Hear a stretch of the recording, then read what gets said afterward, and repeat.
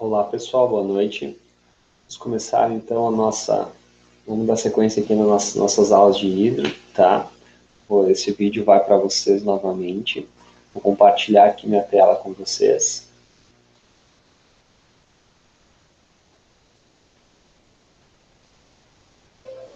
Bom, tá aqui, tá? Tô compartilhando minha tela com vocês. Vamos recapitular um pouco da aula passada, o que a gente fez, né? O que a gente está vendo agora.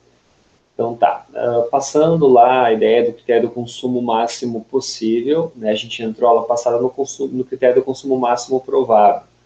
Está aqui na apostila de vocês, página 11. Tá? Então a gente viu aula passada os passos para a gente fazer esse dimensionamento através do critério do consumo máximo provável. O que a gente fez, aquelas figuras isométricas, que depois eu vou passar, foi tudo considerando que não haveria perdas de carga, né? Foi apenas um pré-dimensionamento inicial. A sequência disso é a gente verificar as perdas de carga que acontecem nas tubulações, a gente sabe que acontecem perdas de carga, e a partir dessa redução da pressão através das perdas de carga, verificar se os aparelhos que a gente está utilizando vão chegar com pressão suficiente de água ou não, né? A gente já sabe, por definição, vimos lá nas nossas primeiras aulas, que a pressão depende essencialmente de altura, né? E que, lógico, dependendo do traçado dessa tubulação, às vezes não há altura que vença, né? Que acontecem muitas perdas ao longo do trajeto até a água chegar no ponto de saída do aparelho sanitário. Bom, então, a aula passada a gente iniciou aqui pelo critério do consumo máximo provável, verificamos os 4 primeiros passos, tá? Importante salientar que a gente acabou não fixando muito bem o terceiro passo, que é a fórmula da vazão. A gente viu no Abaco, e daqui a pouco eu mostro para vocês, que para verificar o pré-dimensionamento, para a gente fazer o pré-dimensionamento, eu posso utilizar tanto o peso dos aparelhos quanto a vazão, né? Ficar um de cada lado da linha do nosso Abaco, tá? Então a gente acabou não usando, porque a gente foi tudo pelo peso, né? Só que agora a vazão vai ser importante para nós, e a gente vai acabar utilizando essa formulazinha aqui, que é igual a 0,3 vezes raiz quadrada do somatório dos pesos, tá? Mas daqui a pouco fica um pouco mais claro. Então, o que a gente fez na aula passada? Primeiro passo, verificou o peso de cada aparelho sanitário, depois somou os pesos dos aparelhos alimentados em cada trecho de tubulação, né? A gente vai caminhando trecho por trecho, vendo o que aquele trecho de tubulação está alimentando, quantos aparelhos e quais os aparelhos, além disso, qual o peso correspondente a esses aparelhos, né? Através lá da nossa figura 1.5. E para o quarto passo, né, o terceiro a gente acabou pulando, mas para o quarto passo, terminar o diâmetro do trecho da tubulação através do próprio ápice. Tá? Então, a aula passada a gente utilizou bastante da tabela 1.5, a gente vai utilizar agora novamente. Tá? Fizemos exercício 6, exercício, aqui está o ábaco, né, gente, que eu comentava com vocês, né, a linha, de um lado a gente tem vazões, do lado esquerdo, e do lado direito a gente tem peso, tá? Posso usar um ou o outro, tanto faz. Por isso que a gente acabou não fazendo aquela fórmula da vazão. Tá? Passamos ao exercício 7, exercício 8, resolvemos também exercício 9. Eu espero que não tenha ficado nenhuma dúvida. Se ficou, né, vocês podem me procurar a qualquer momento, tá? Então, hoje a gente vai a partir do critério quinto, né? Claro que a gente vai fazer o 1, o 2, o 3 e o 4 novamente e vamos continuar com o quinto passo, tá? Então, a quinta verificação seria verificar se a velocidade atende ao limite estabelecido por norma. A velocidade, essencialmente, é o seguinte, a velocidade da água no interior de uma tubulação não pode ser superior a 3 metros por segundo. Essa é a verificação que a gente acaba fazendo, tá? Isso porque senão a gente acaba ouvindo o ruído dessa água na tubulação, essa velocidade exacerbada pode acabar prejudicando um pouco a tubulação também. Bom, então para verificar essa velocidade, essencialmente a fórmula que a gente utiliza seria essa 1.2, onde velocidade é igual a vazão sobre área. A área seria a área da seção transversal do nosso tubo.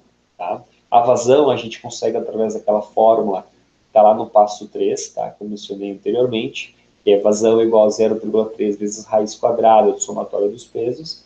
E a área seria a área da seção de um tubo, né? Uma seção circular, que seria π vezes raio ao quadrado. Bom, e eu refiz essa fórmula aqui, na verdade, eu só ajustei aqui para a gente poder entrar com os parâmetros diretamente, ficar um pouco mais fácil para vocês. Tá? Então, essa fórmula 1.2 é a mesma que a 1.3, essencialmente, tá? A diferença aqui é o quê? Aqui a vazão, a gente vai entrar em litros por segundo, tá? Então, já é o que aquela fórmula lá do 0,3 raiz do somatório dos pesos, já é o que está contemplando lá, né? Lá litros por segundo também, então aqui a gente já entra em litros por segundo também, eu fiz essa conversão de unidades. O D que a gente vai entrar aqui é o diâmetro, direto à tubulação, e o π vocês já conhecem, tá? Então eu só peguei a fórmula 1.2, coloquei os fatores de acordo com o que a gente vai utilizar e gerou a fórmula 1.3. Então a gente vai utilizar essencialmente, para verificar a velocidade, a fórmula 1.3 aqui da página 15, tá? Próximo passo, sexto passo, seria determinar as perdas de carga, que é o último passo que a gente precisa essencialmente, né? Não é o último ainda porque a gente precisa verificar a pressão, mas seria talvez o mais complicado. Então, a gente verifica a perda de carga através, inicialmente, da fórmula da perda de carga unitária, né? Então, a perda de carga nas tubulações depende essencialmente dessas duas fórmulas, da 1.4 e da 1.5. A fórmula 1.4 seria para caso de tubos rugosos, tá? Tubos de aço, galvanizados, tubos de ferro e etc. E para os nossos casos aqui, né, que a gente utiliza tubulações, nesse caso de água fria de PVC, né, mas é um material plástico, a gente vai utilizar a fórmula aqui dos tubos lisos. Então, nós vamos utilizar apenas aqui a fórmula 1.5, tá? Eu coloco a 1.4 na posição de vocês também como curiosidade, ou se vocês precisarem um dia, por algum motivo, de mencionar tubulações, por exemplo, de incêndio, né, que a gente usa muito tubulação de ferro para tubos, para encanamento lá de tubulações de combate ao incêndio. Então, usaria outra fórmula, tá? 1.4. Mas nós vamos usar a 1.5. Então, a perda de carga unitária aqui, né, ou seja, a cada 1 metro de tubulação, eu vou ter perda de carga relacionada a essa fórmula, que ela depende essencialmente do quê? Que é a vazão, tá? Que é aquela formulazinha que eu já comentei com vocês que a gente vai utilizar, e depende do D, que é o diâmetro da tubulação, tá? Então, essencialmente, esses dois fatores, que é a vazão e o diâmetro, que vão comandar a perda de carga. Essa fórmula ela vai definir a perda de carga em 1 metro de tubulação. Se a gente tiver 15 metros de tubulação, a gente vai multiplicar essa fórmula pela metragem de tubulação que a gente tem, tá? Só para ficar bem claro. Então, essa fórmula define a perda de carga que acontece em 1 metro de tubulação, com uma certa vazão e um certo diâmetro. Continuando, já nas conexões, né, isso é a perda de carga em 1 metro de tubulação. Para as conexões, qual que é o mecanismo que a gente utiliza? Eu sei que através da fórmula 1.5, 1 metro de tubulação, metro de tubulação vai ter essa perda de carga aqui que a fórmula vai me dar. Então, para a gente não precisar ficar sofrendo para calcular nas conexões quais as perdas de carga, o método ele é muito prático. Ele transforma todas as minhas conexões em comprimentos de tubulação. Então, por exemplo, eu tenho um joelho lá, e ele vai ver o quanto de peso esse joelho teria, o quanto ele representaria em termos de comprimento de tubulação, tá? Fica mais fácil. Então, esse ábaco, que vem na sequência aqui na página 17 e na página 18, eu prefiro que a gente não utilize, até porque assim é difícil eu explicar para vocês como é que utiliza, mas não se preocupe que vocês não vão ter nenhum prejuízo em relação a isso, tá? Fica até mais fácil a gente utilizar apenas as tabelas. Então, desconsiderem, a princípio, os ábacos da página 17 e página 18, bom? A gente vai utilizar as tabelas que vem na sequência, aqui na página 19. Então, essas tabelinhas, elas já relacionam o peso que tem ou a conversão de conexões em comprimentos de tubulação. Como é que ela faz isso, tá? Eu tenho a tabela 1.6 e 1.7. A tabela 1.6, ela refere-se a tubos rugosos. A gente não vai utilizar tubos rugosos, tá? Essa tabela 1.6 só está aqui para um caso esporádico lá de vocês, na atividade profissional de vocês precisarem, tá? A gente vai utilizar, então, a tabelinha 1.7, que é para tubos lisos. Bom, como é que ela faz essa relação, então? Aqui na tabela 1.7, eu tenho algumas conexões. Então, eu tenho o cotovelo de 90, que seria o nosso joelho de 90.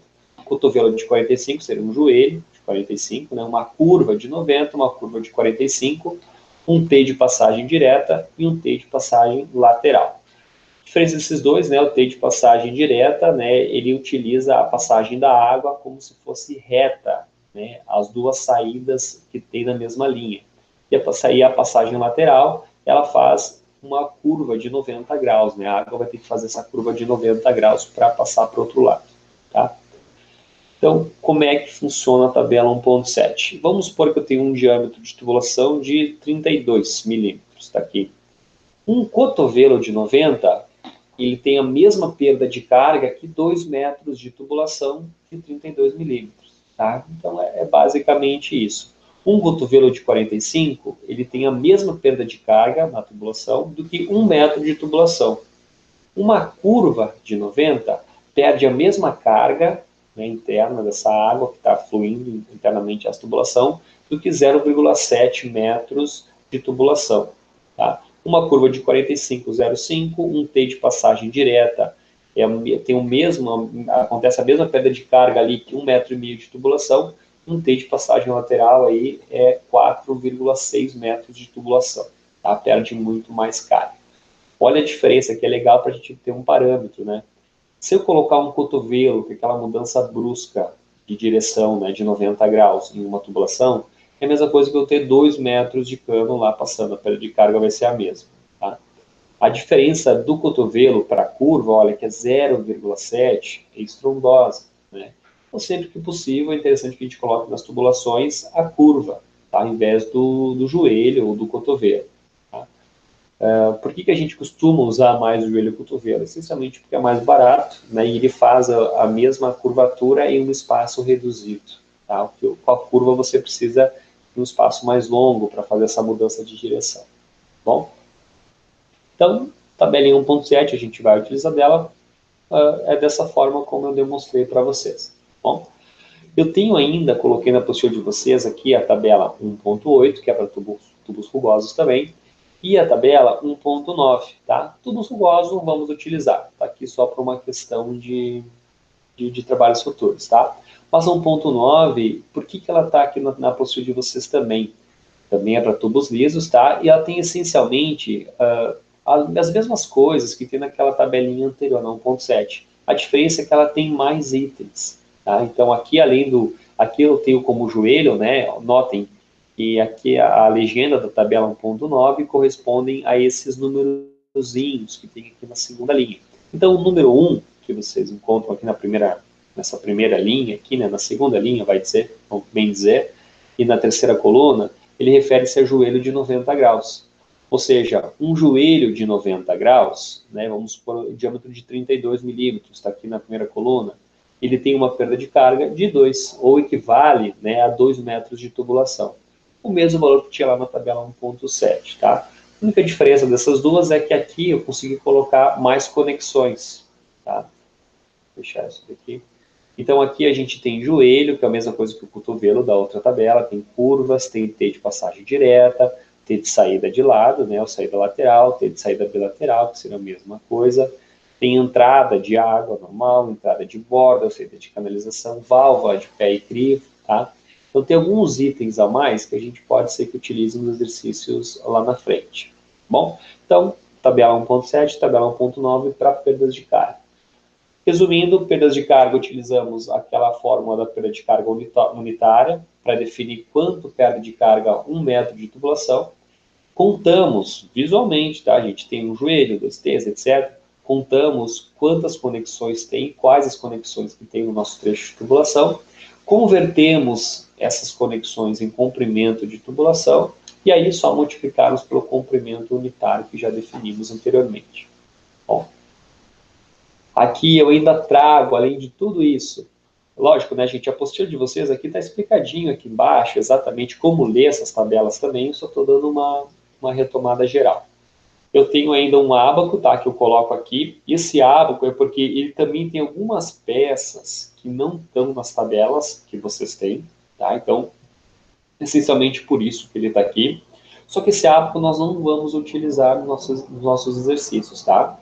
Esse aqui eu também coloco como material extra para vocês, explico geralmente em sala ali como faz a leitura, mas aqui talvez não seja tão pertinente, tá? Então fica aqui uma curiosidade. Lógico, e também tem a fórmula aqui, né, de como você faz a leitura através do ábaco e tal. Então, vocês podem fazer por conta, se quiserem, tá? Mas a gente não vai utilizar esse ábaco da página 21 também, Tem ainda aqui uma tabela de comprimentos equivalentes, né, uma relaçãozinha que eu fiz aqui, L sobre D, que também, a princípio, para nós não interessa. Tá? Então, esse item B também está fora a gente não vai acabar utilizando nas nossas aulas. Tá? Vocês vão notar, a apostila eu deixei ela o mais completa possível. Tá? E conforme foram acontecendo as disciplinas ao longo dos anos, né, algumas coisas eu entendi que seria pertinente, outras coisas que não seria pertinente. Dá para vocês em sala de aula. Mas eu deixei ainda a apostila no formato que eu achei o mais completo possível, porque se um dia vocês precisarem recorrer a ela, a informação vai estar nela, tá? Por mais que às vezes a gente acabe não vendo em nossas aulas. Sétimo e último passo, pelo que eu me recordo, seria verificar se a pressão, então, naquele ponto de saída, naquele aparelho, se ela se situa dentro dos limites estabelecidos por norma. Tá? Como é que eu sei se está dentro dos limites ou não? A gente sabe, vimos isso em aula, que em nenhum ponto da minha tubulação pode ter uma pressão maior do que 40 metros de coluna d'água. Né? Isso é uma pressão máxima que pode ter na minha tubulação. E a pressão mínima eu trouxe para vocês aqui na tabelinha 1.11. Né? Ou seja, uma bacia sanitária, um vaso sanitário com válvula de descarga tem que ter uma pressão dinâmica mínima, né, para ele funcionar, de 15 kPa. Né? 15 kPa em metros de coluna d'água dá 1,5 metros de coluna d'água. Né? Então tem 1,5 metros ali de coluna d'água para a descarga funcionar bem. Né? O chuveiro, que muita gente sofre ali, às vezes não tem pressão suficiente no chuveiro, deixa eu encontrá-lo aqui. Chuveiro elétrico, registro de pressão, 1 metro de coluna d'água. Então, para um chuveiro funcionar legal, eu tenho que ter no mínimo 1 metro de coluna d'água ali, né, chegando no meu ponto de saída do chuveiro. Se for inferior a isso, ele provavelmente não funciona de uma forma interessante, tá? Isso é importante, gente, porque às vezes, né, o chuveiro ele é o ponto pior em termos de pressão, porque é o que fica mais alto, né? Ele fica a 2 metros e 20, 2 metros e 10 de altura lá de um banheiro. Né? Então, para a caixa d'água jogar pressão suficiente para esse chuveiro, essa caixa d'água tem que estar elevada no mínimo 1 metro acima lá do chuveiro. Então, tem que ter que estar numa cota no mínimo 13,20. Isso sem contar perdas de carga, certo? Então, a caixa d'água tem que estar muito mais alta do que apenas 1 metro por conta das perdas de carga. Ok? Só para a gente ter uma relaçãozinha interessante. Então, exercício 10. Aqui eu trago uma esquemática para vocês, tá? O objetivo dele é dimensionar a coluna de água fria AF1. Então, a AF1 está aqui embaixo, está delimitada, né? Está denominada aqui como sendo essa coluna de água. Tá? Essa esquemática é a seguinte: a gente tem um prédio, uma edificação multifamiliar, temos uma caixa d'água aqui, né? O nível da caixa d'água. A tubulação é essa azulzinha, então ela sai aqui da caixa d'água, passa no ponto B. Né? Aqui tem o barrelete, que a gente chama, que ela ramifica para diversas prumadas. Okay? Passa aqui uma prumada F2, F3, F4, e aqui eu tenho a F1. Tá? Em cada um desses pavimentos, tá? Cada um desses pontos de água está atendendo aqui um banheiro privativo. Esse banheiro privativo possui um vaso sanitário com válvula de descarga, um lavatório e um chuveiro elétrico. Tá? Então, eu tenho que atender todos esses caras aqui. A ideia desse exercício é que quando a gente, além de dimensionar essa coluna, né, é que a gente verifique se a velocidade e se a pressão atendem a norma. Tá? Velocidade vai atender se for uma velocidade inferior a 3 metros por segundo. Bom? E a pressão vai atender se for uma pressão superior à pressão que está demonstrada aqui na minha tabelinha 1.11, né? Então, nesse caso, eu tenho um vaso sanitário com válvula de descarga, então a pressão tem que ser superior aqui a 1,5 metros de coluna d'água, tá? No vaso sanitário. Vamos ver no lavatório, superior a 1 metro de coluna d'água, e no chuveiro, a gente viu antes, né, 1 metro também. Então, o pior caso aqui para mim é a bacia sanitária com válvula, que eu preciso de 1,5 metros de coluna d'água. Tá? Então, a gente tem que garantir, tem que verificar, né, se no ponto 1, que é onde vai sair para o banheiro, no ponto 2, 3, 4, 5, etc., né, se aqui vai ter uma pressão superior a 1,5 metros de coluna d'água. Okay? Para facilitar isso, eu trouxe uma tabelinha para você. Essa tabelinha ali já está na apostila de vocês, justamente para tentar facilitar um pouco o desenvolvimento desse exercício, tá? Além dessa tabelinha, eu tenho aqui um procedimento de cálculo, que é para você recordar, lembrar de como fez e como é que foi cada passo que você fez. Então, aqui está autoexplicativo de como completar essa tabelinha, tá? Mesmo assim, como é o primeiro exercício, eu vou completar junto com vocês essa tabela. E é o objetivo, essencialmente, da aula de hoje. Tá? Eu vou passar aqui, estou usando um PDF, arquivo PDF da apostila, eu vou passar para um arquivo Word. Tá? Vou achar esse exercício, está aqui o exercício. Então, eu vou usar o Word para poder ir preenchendo a tabelinha aqui junto com vocês. Espero que esteja dando para ver bem a tabelinha. Está aqui. Então, vamos lá. Vamos começar a preencher essa tabela e verificar se a velocidade e a pressão atendem nesse caso. Então, coluna 1. Vou aqui no meu procedimento de cálculo. Indica-se a coluna que está sendo dimensionada. No nosso caso, a gente está dimensionando a coluna AF1. Tá? Então, é só escrevendo aí AF1 para toda a nossa coluna aqui. E não vale colocar aspas, tá, gente? Tem que escrever AF1, todo o trecho. Maiúsculo. AF significa água fria, né? Da mesma forma que nós tínhamos lá quando a gente fez os exercícios das isométricas, tá? Então aqui, AF1. Tá? AF1. Segunda coluna, barbada assim, tá? Pavimento. Indica-se os pavimentos do último ao primeiro. No nosso caso, nosso exercício, opa, nós temos aqui, bastante mais. Temos aqui, volta. Vamos lá. Nós temos 9 pavimentos, né? Então, 9, 8, 7, 6, 5, 4, 3, 2, 1. Nós temos 9 pavimentos. Estão aqui os pavimentos também demonstrados, tá? Então, vamos lá. Né? É sempre no caminho inverso. Então, eu começo aqui com o 9º pavimento. 9º, 8º, 7º, 6º, 5º, 4º, 3º, 2º e 1º pavimento. Então, completamos a segunda coluna. Terceira coluna, trecho. Indica-se o trecho que está sendo dimensionado. Tá? Então, para esse trecho, deixa eu pegar o PDF aqui para me ajudar mais fácil. Nós vamos dimensionar aqui, no nosso caso, a coluna AF1. Tá? Então, o trecho aqui eu coloquei por número, por numerais. Tá? Então, trecho 1, 2, 3, 4, 5, 6, 7, 8, 9. Para a gente identificar bem, nós vamos fazer o seguinte, ó.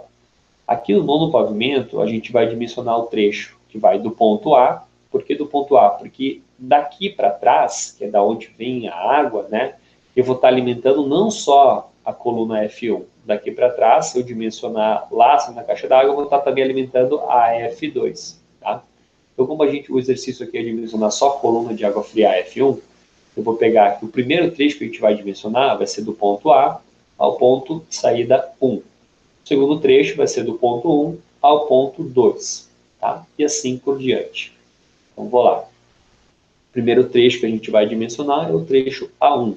Depois o trecho 1, 2, trecho 2, 3, 3, 4, 4, 5, 5, 6, 6, 7, 7, 8 e trecho 8, 9 aí, nosso último trecho. Ok? Vamos escrevendo na apostila de vocês também. Próxima coluna. Coluna 4. Indica-se o peso de cada banheiro, obtido na tabela 1.5. Então, vamos lá. Em cada banheiro que eu tenho aqui, eu tenho uma bacia sanitária ou um vaso sanitário com válvula de descarga, um lavatório e um chuveiro elétrico. Eu vou ter que verificar qual o peso total que cada banheiro tem na minha edificação. Tá? Então, vou lá para a minha tabelinha 1.5, aquela que nós usamos a aula passada. Vamos lá. Página 12. Tá? Aqui a tabelinha 1.5.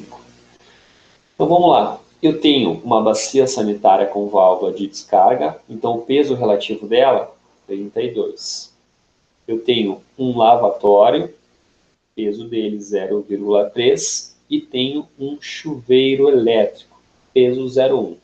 Então, se eu somar 32 mais 0,3 mais 0,1, eu vou ter 32,4.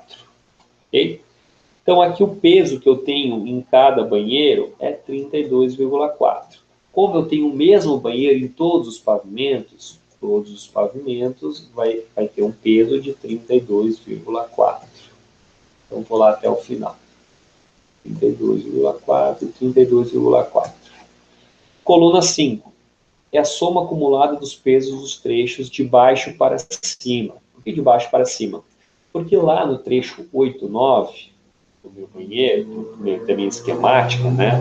Vou aqui para a esquemática, cadê você? Aqui, ó. Olhem só, por que acumulativo de baixo para cima? E esse trecho, que é o 8, 9, ele vai estar alimentando só um banheiro. O trecho 7, 8, ele alimenta 2 banheiros. Então, ele é acumulativo. O trecho 6, 7 alimenta 3 banheiros, tá? E assim por diante. Por isso, de baixo para cima, né? Então, o primeiro trecho, só ele. O segundo trecho já seria o 32,4 mais 32,4, 64,8. Aqui, 64,8 mais 32,4, 97,2. 97,2 mais 32,4, 129,6 e assim por diante, tá, gente? Vou colocar aqui os valores que eu tenho. 62, 94,4 mais 32,4 vai 226,8 mais 32,4, 259,2 e assim por diante até chegar lá a 291,6. Tá bom? Vou acumulando os pesos. Quer dizer que no trecho A1, né, para o trecho A1 funcionar legal, que é o primeiro trecho lá, o peso que eu tenho aqui para essa tubulação é um peso de todos os pavimentos somados, né? Lógico, porque essa tubulação está alimentando todos esses banheiros. Tá? Sexta coluna, sexto passo. E para nós, em função do somatório dos pesos em cada trecho, determina-se a vazão através da equação 1.1 ou do ábaco da figura 1.5. Então, essa vazão aqui, apesar do que está escrito aqui, a gente vai dimensionar pela aquela fórmula que eu comentei com vocês, que é vazão igual a 0,3 vezes a raiz do somatório dos pesos, tá? Ou seja, a vazão aqui na nossa primeira linha vai ser 0,3 vezes raiz quadrada de 291,6, tá? Que vai me dar 5,12. Arredondando, né? 0,3 vezes raiz quadrada de 259,2 vai me dar 4,83.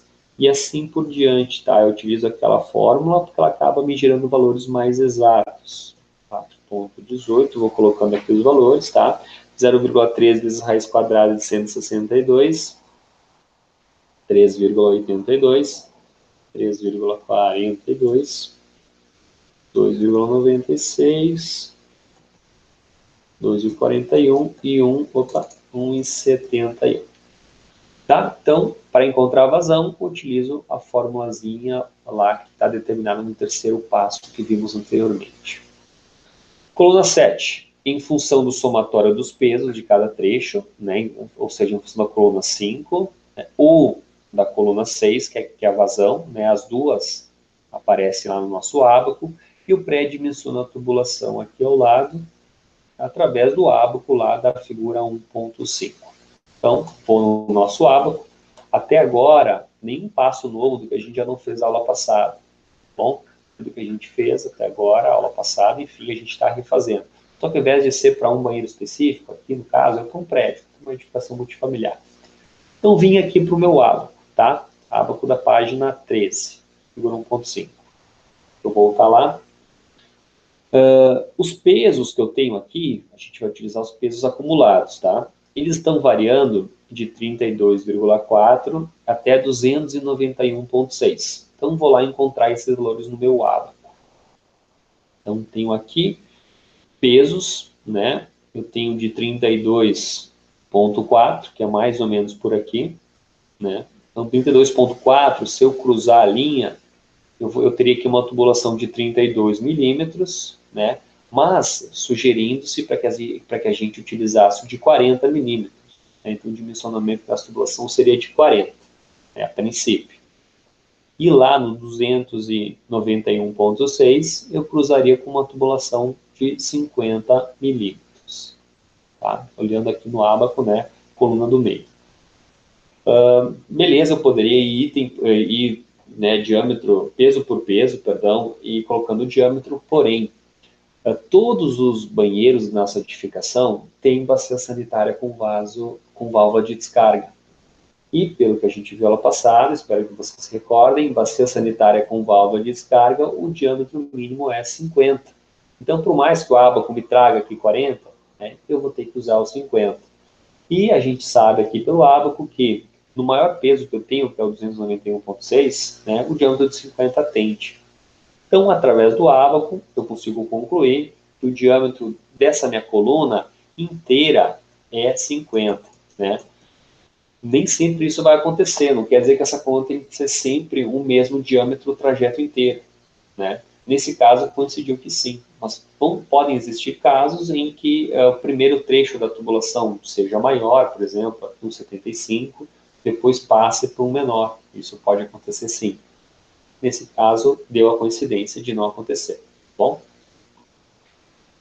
Próximo passo, então, velocidade. Então, até aqui, é tudo que a gente já fez na aula passada, só que a gente fez lá analisando um banheiro, uma cozinha, etc.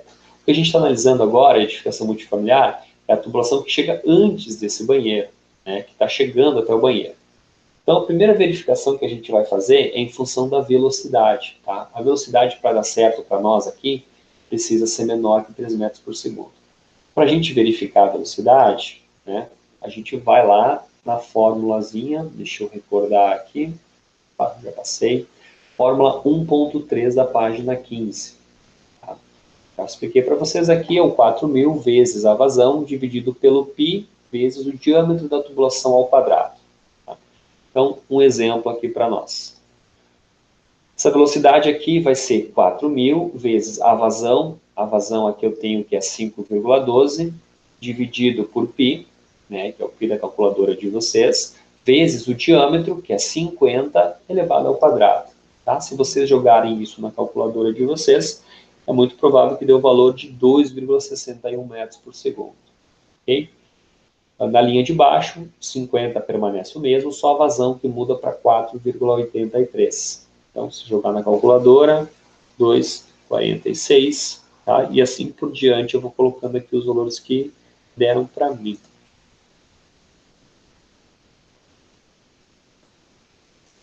Vocês devem ter notado que sempre que a terceira casa decimal é o 5, eu arredondo para cima, tá? Utilizem esse mesmo procedimento.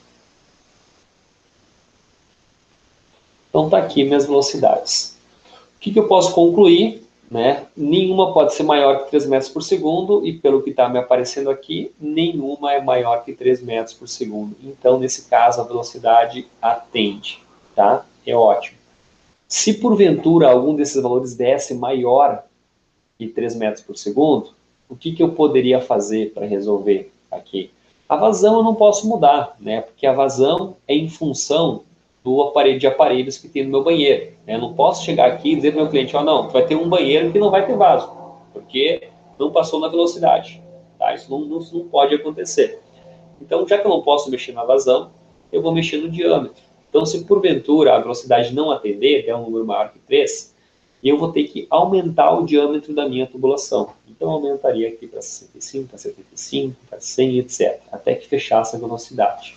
Bom? Quanto maior o diâmetro, menor a velocidade da água na tubulação. Nosso caso, fechou, atendeu quanto a velocidade. Então, legal. Vamos para o próximo, que é o comprimento de tubulação. Aqui começa a entrar o conceito de predicado. Tá? Então, coluna 9. Né? Tá aqui, coluna 9, indica seu comprimento de cada trecho de tubulação. Comprimento dado em projeto. Então, eu tenho aqui o comprimento real, comprimento equivalente, e o comprimento total. Tá? Tudo isso vai entrar lá para o meu cálculo. Comprimento real da minha tubulação.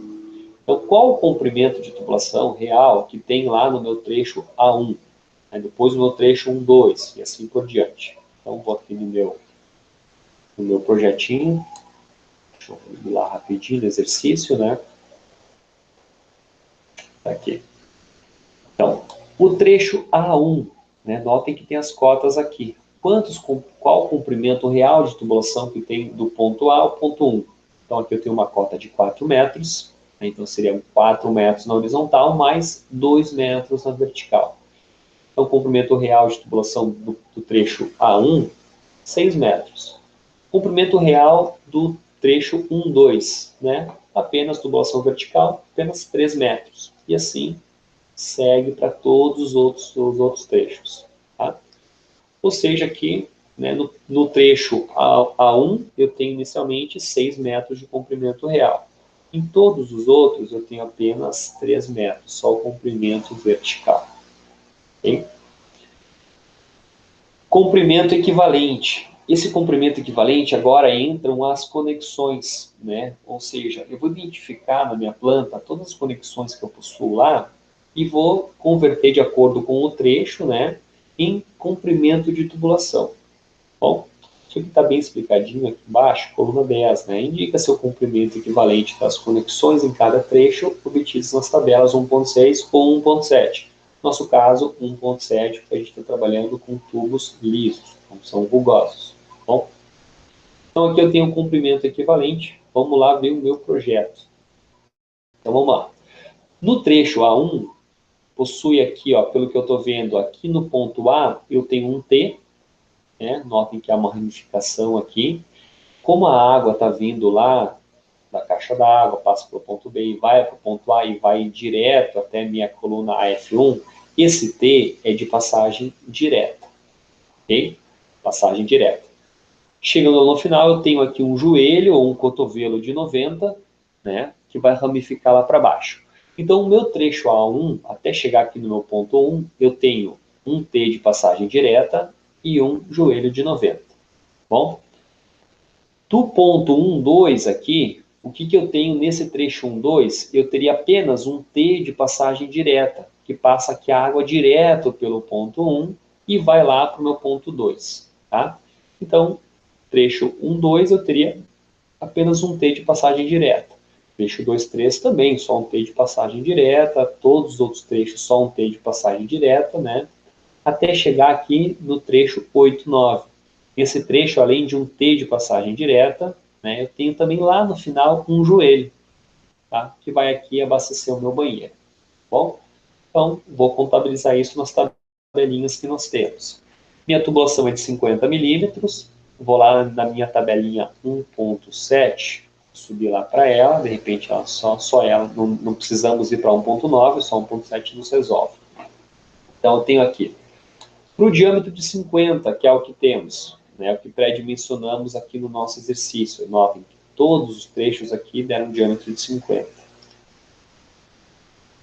Trecho de diâmetro de 50, eu tenho um joelho ou cotovelo de 90 graus, então em alguns trechos, né, então o joelho ou cotovelo tem o peso de 3,4, né, e o T de passagem direta e tem um peso equivalente de 2,3. Quer dizer que ter um T de passagem direta na minha tubulação é o mesmo que ter 2,3 metros de tubulação de 50. Né? Ter um cotovelo ou joelho de 90 numa tubulação de 50 é o mesmo que ter um peso de 3,4 metros de tubulação. Né? É a mesma perda de carga que 3,4 metros de tubulação. Okay? Então é 3,4 e 2,3 por T de passagem direta. Então, vamos lá para o meu exercício. O trecho A1, vimos lá que o trecho A1 nós temos um T de passagem direta e um joelho, ou um cotovelo de 90. Né? Então aqui eu somaria 3,4 mais 2,3, me gerando 5,7 de peso equivalente. É um T de passagem direta mais um joelho, cotovelo de 90. Tá bom?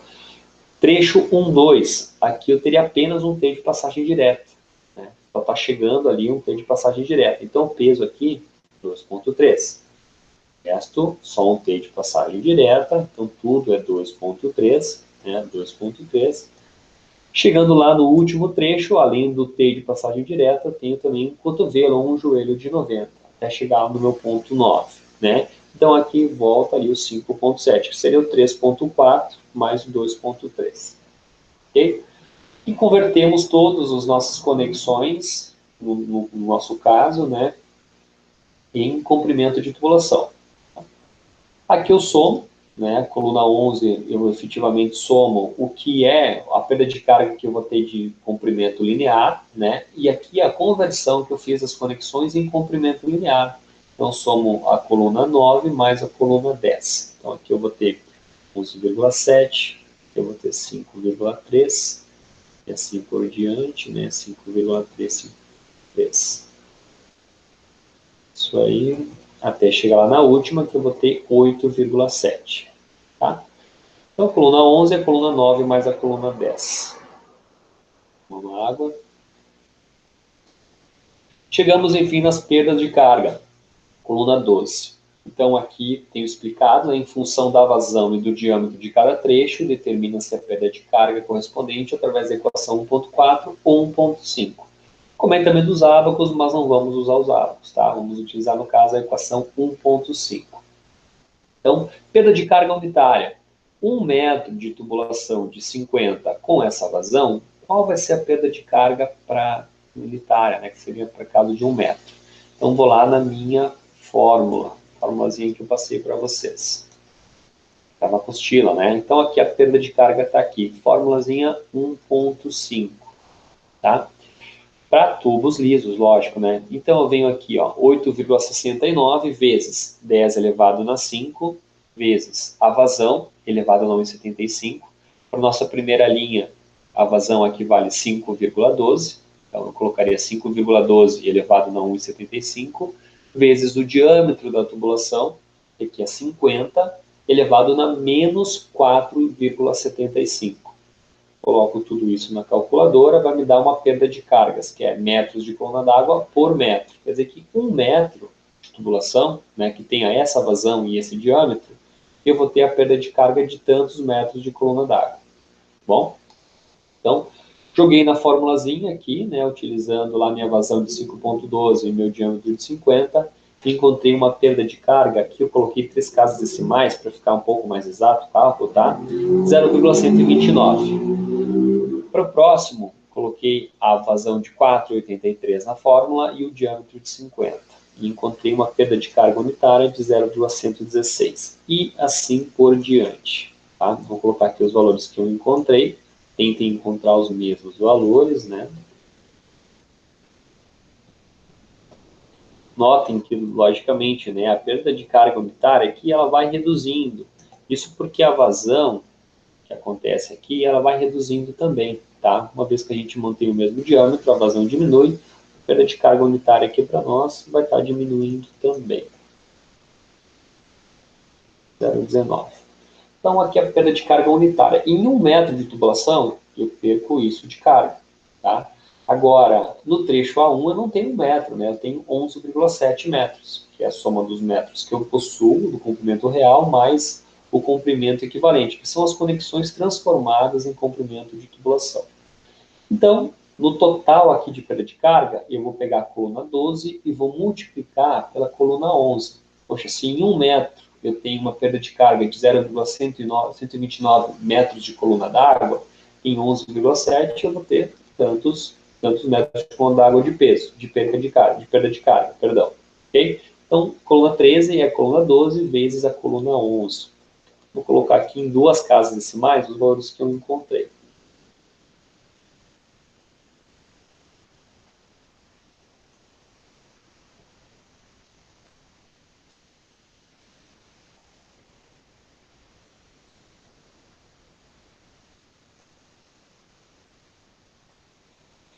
Tá ok? Então, aqui é o total de perda de carga.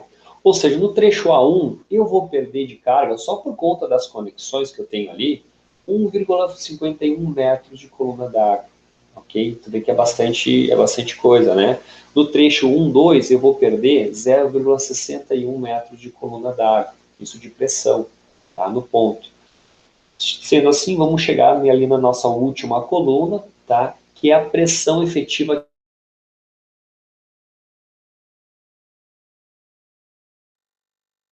pressão que eu vou ter no ponto 1. Trecho 1, 2 é a pressão que eu vou ter no ponto 2. Pressão no 3, pressão no 4 e assim por diante.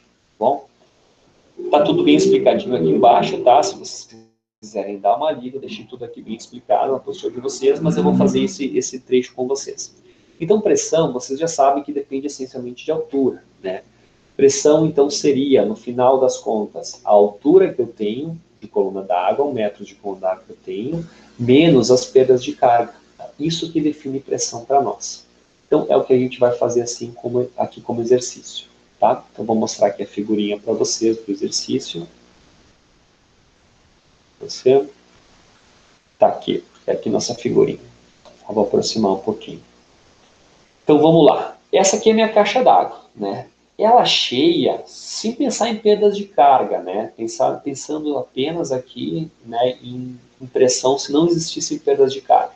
Então, ela cheia, essa caixa d'água cheia, exerceria aqui no meu ponto 1, que é o primeiro ponto de saída de água que eu tenho, uma pressão de 2 mais 2 mais 2, de 6 metros de coluna d'água.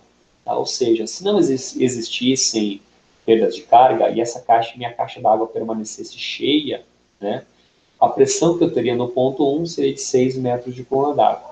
Mas isso não é verdade. Existem as perdas de carga, tá? E outra coisa que existe é pensar que essa caixa d'água nem sempre vai estar cheia. Então a gente sempre dimensiona para o pior caso possível, que seria essa caixa d'água praticamente vazia, né? Ou seja, se essa caixa d'água tivesse praticamente vazia e não existissem perdas de carga, a pressão no ponto 1 seria de 4 metros de coluna d'água. Seria essa cota, né, o ponto de saída aqui, mais a cota de baixo de 2 metros, tá? Lembra que pressão depende apenas de altura, então aqui a gente só conta as cotas verticais. Só como existem perdas de carga, né, então eu teria 4 metros de pressão, chegando no ponto 1, né, menos as perdas de carga do trecho, né, e a gente está avaliando aqui só a perda de carga que acontece do ponto A ao ponto 1. Nem estamos pensando na perda de carga, que também existe, né, aqui do ponto A ao ponto B e do ponto B até a saída aqui da caixa d'água. Né? Vamos pensar só no nosso exercício, que é do trecho A ao trecho 1. Ou seja, para o meu primeiro trecho, aqui, minha primeira pressão, eu teria 4 metros, que a altura do meu reservatório é praticamente vazio, né? Pressão depende apenas de altura, 4 menos 1,51, iria me gerar uma pressão no ponto 1 de 2,49. Ou seja, no ponto 1, aqui meu ponto 1, eu tenho uma pressão, considerando as perdas de cargas aqui do trecho, de 2,49 metros de coluna d'água. Então, seria uma pressão tranquila, né? Pensar que a gente precisa de uma pressão mínima aqui de 1,5 metros de coluna d'água por conta da bacia sanitária com válvula de descarga, né? Eu posso afirmar nesse caso que no último pavimento, lá no nosso 9º pavimento, né? E eu vou ter uma pressão suficiente para atender aquele minha bacia sanitária com válvula de descarga, né? No chuveiro eu preciso de 1 metro de coluna d'água, no lavatório também 1 metro de coluna d'água, então eu posso atender tranquilamente todos esses aparelhos aqui. Considerando, claro, a gente está considerando aqui a pressão só naquele trecho, né? A perda de carga só no trecho. Ou seja, mas o resumo da história, eu não precisaria elevar o meu reservatório, né? Da forma como ele está ali a 4 metros do ponto de saída, do ponto 1, né? Estaria ok, né? Estaria tranquilo, teria pressão nos meus aparelhos sanitários. Bom, isso no 9º pavimento. No 8º pavimento, eu já tinha lá no ponto 1, 2,49 metros de coluna d'água, né? Tinha lá no meu ponto 1. Do ponto 1 para o ponto 2, eu subo mais 3 metros aqui de coluna d'água, né? Que é a diferença de nível do ponto 1 para o ponto 2. Ou seja, de 2,49 passa para 5,49 a pressão no ponto 2. Porém, eu tenho perdas de carga também aqui nesse trecho do 1 para o 2. Né? Considerando essas perdas de carga, então eu teria 2,49 mais 3, 5,49, menos 0,61, que me daria aqui 4, opa, perdão. É isso mesmo, 4,88 de pressão no ponto 1, 2, ou no trecho 1, 2, né? No meu ponto 2, essencialmente, tá? E assim a mesma coisa eu tenho para os outros pavimentos, tá? A continuação é, somo 3, todos eles têm 3 de diferença, né, aqui. Então, para o meu ponto 3, a pressão que teria aqui no ponto 3 seria 4,88 mais 3 menos 0,55. Então, é mais a pressão que eu tenho de altura, né, altura manométrica ali, menos as perdas de cargas do trecho de baixo. Então, 4,88 mais 3 menos 0,55, 7,33. E assim por diante. 7,33 mais 3 menos 0,48, 9,85. Eu tenho 12,44, 15 com 10, 17 com 84, 20,66 e finalizo aqui com 23,49. E assim a gente completa o nosso exercício. O objetivo dele era preencher a tabela e verificar se velocidade e pressão atendem. Tá? Nesse nosso caso, perfeito, velocidade ficou inferior a 3 metros por segundo, velocidade atende. Pressão ficou superior a 1,5 metros de coluna d'água, porque esse banheiro tem uma válvula sanitária, né, uma bacia com válvula sanitária, todos eles ficaram, sim, acima do 1,5 metros de coluna d'água, então, ok. No pior caso, que seria o reservatório parcialmente vazio, né, praticamente vazio, e a pressão máxima aqui não superou os 40 metros de coluna d'água, quer dizer que ficou dentro da norma. Bom, essa seria a resolução do exercício, tá, gente? Eu sei que é complicado, é um pouco mais difícil, né, dessa forma online, mas espero que vocês tenham entendido. Qualquer dúvida vocês podem também recorrer a mim, né? Tá aqui. Eu coloquei também detalhadinho na apostila de vocês para que vocês recordem depois de como fazer. Vocês podem fazer anotações de vocês, como queiram, enfim. Dito isso, né, eu deixaria como desafio para vocês aqui o exercício 11. E é praticamente a mesma coisa que fizemos no 10, que é dimensionar a coluna de água fria AF4. Então agora vocês dimensionariam a AF4, está aqui ela, tá? do mesmo esquemático que tem no exercício 10. Agora seria só a AF4. Sabendo que a mesma alimenta em cada pavimento um banheiro coletivo, né? Então em cada ponto de saída da água tem 2 bacias sanitárias com válvula de descarga e 3 lavatórios. Tá? Essencialmente é isso que vocês vão fazer. Vão preencher essa tabelinha aqui para mim, tá? Tentem fazer esse exercício aí por conta de vocês. A aula que vem eu trago a resolução desse exercício 11 para vocês, tá bom? Então, façam exatamente o que fizemos, tá? Só uma coisa eu quero que vocês não considerem aqui. Se porventura acontecer diferente do que aconteceu para nós aqui, para nós aconteceu que na coluna 7, todas as tubulações ficaram de 50 milímetros, né? Ou seja, aqui não houve redução ou em nenhum momento, né? Se porventura aquele exercício de vocês acontecer e vocês tiverem reduções, né? Reduções, por exemplo, de 65 passou para 50, né? Para fazer essa redução, geralmente nós utilizamos uma conexão, que chama redução, tá? Se as aulas voltarem ao normal, espero que voltem aí até o final do semestre, eu vou levar vocês ao laboratório e vou mostrar e mostro para vocês essas reduções, esses elementos, as conexões como são, tá? Nesse caso, se acontecer isso com vocês, desconsiderem essa perda relativa dessa conexão, dessa redução, porque realmente não vai impactar o resultado final de vocês, tá? Então, deixo de exercício aí o exercício 11, tá? Para que vocês tentem fazer sozinhos. E deixo também o exercício 12, que é dimensionar um barrilete. Esse barrilete, está aqui a esquemática, né? Como se fossem 2 caixas d'água acopladas, né? Unidas aqui. Esse barrilete alimenta 3 colunas de água fria, né? Com os seguintes pesos. A AF1 alimenta 280, a F2, 200, a F3, 340, tá? Aqui eu gostaria que vocês dimensionassem, está aqui no caso, ó, só para fazer uma esquemática, né?